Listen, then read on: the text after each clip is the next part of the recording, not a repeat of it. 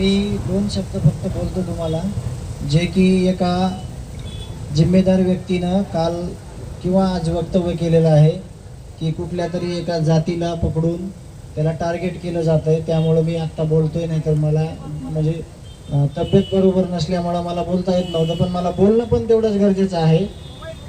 माझे जे मोठे भाऊ होते ते एका दलित बांधवासाठी शहीद झाले, त्यांना वाचवण्यासाठी त्यांना त्यांचा जीव गमावलाय.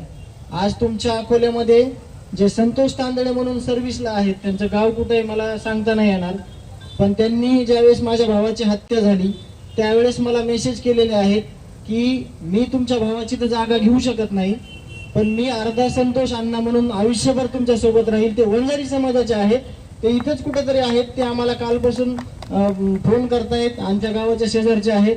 तर मी मुद्दामून तुम्हाला हे बोलायलो की जर कधी असा मेसेज तुमच्याकडे आला अकोल्याला की याला कुठेतरी जातीत बांधलं जात आहे, तर त्याला तुम्ही हाणून पाडा.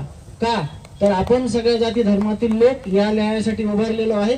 लढा जो उभारलेला आहे तो कुठल्याही जातीचा नाही, हे न्यायासाठीचा लढा आहे.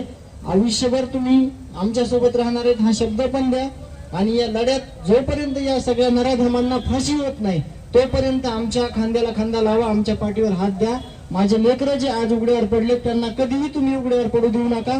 आम्हाला तुमच्या आधारापेक्षा दुसरं काहीच पाहिजे नाही, आम्हाला तुमचा आधार कायम द्या. थांबतो.